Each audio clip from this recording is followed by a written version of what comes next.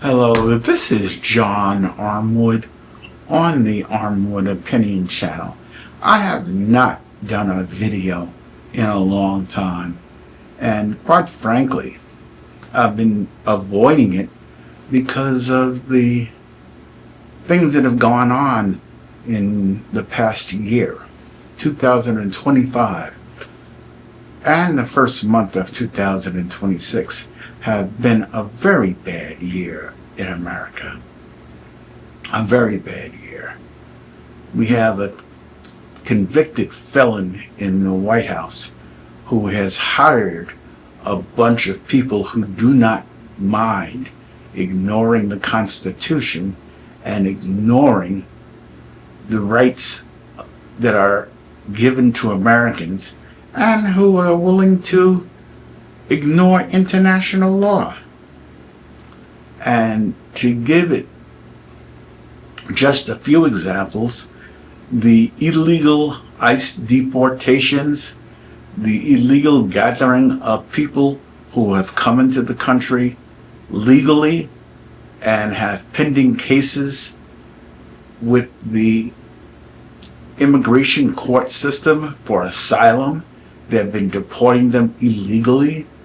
You have the illegal attacks by the Trump administration on Iran, on Venezuela, the threats to seize Greenland from Denmark.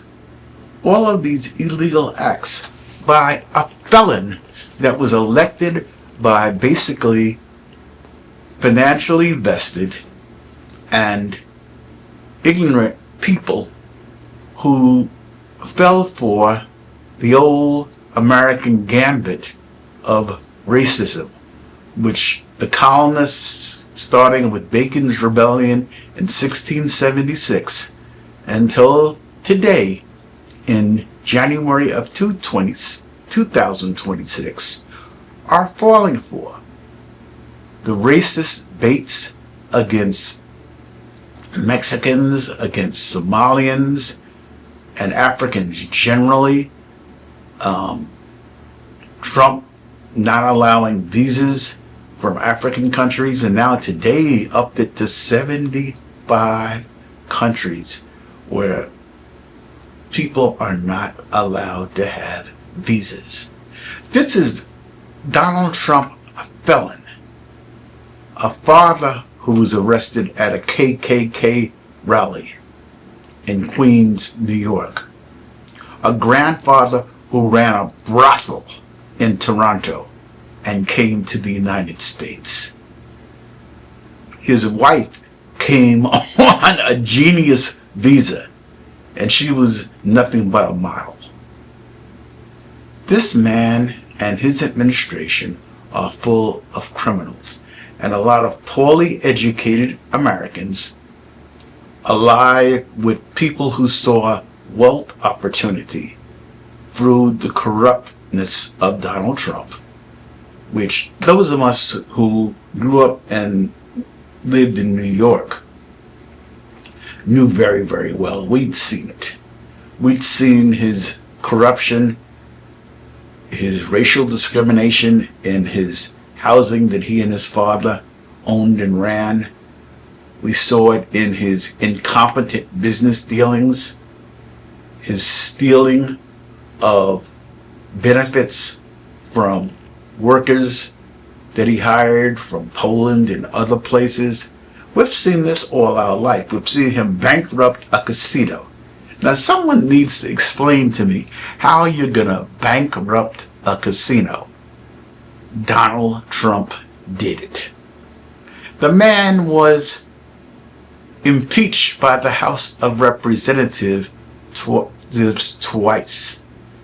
And because of the Republicans in the Senate, he was not removed from office and barred from running again. On top of that, he was an insurrectionist. He's an insurrectionist. He had his people attack the United States of America, kill police officers, break into the Capitol and terrorize citizens. And these idiots still voted for him again. The idiots and the people who are greedy. And now he's destroying our legal system with a dumb thug, Pam Bondi, running the Justice Department, poorly educated. And we've got to do something about it. Protesting in the streets is one way, even though Trump murdered his people, murdered a woman in Minneapolis, Minnesota, on camera, out and out murder. And it's so bad that the Justice Department is not letting the local Minneapolis authority look into it. These right-wingers love to talk about states' rights when it comes to race, but when it comes to their own employees committing murder against people who oppose their policies, they have no thoughts of states' rights.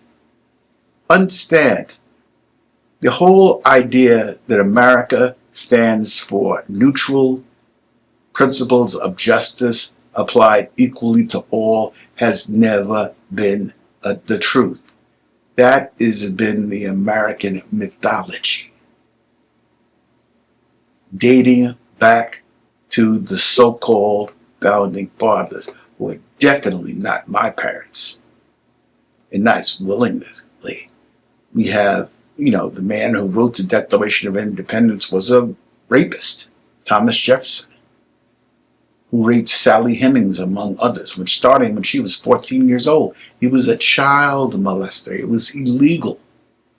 But of course, he became president. Sounds familiar. Donald Trump was found civilly wrong for a rape. Oh my goodness. Same people. Though Trump could not write a paragraph where Jefferson could write. And then these idiots say it was a Christian nation. Have them read the Jefferson Bible, and they won't think that anymore. But anyway, I'm not going to stay on here. I am frankly too disgusted. If I was younger and more financially able and healthier, I would try to leave the United States permanently. My ancestors came here on a slave ship. They were molested by the Europeans. That's why I'm the color I am. But I still retain 65% of my African blood, even with the complexion that I have that was forced upon my ancestors. Okay, my rant is over, and I want everybody to have as good a day and future as we can. We can't give up hope. And that's something that Derek Bell, who you'll see in the opening, always emphasized, in spite of the fact that everything has continued. Basically, the power relationships have stayed the same.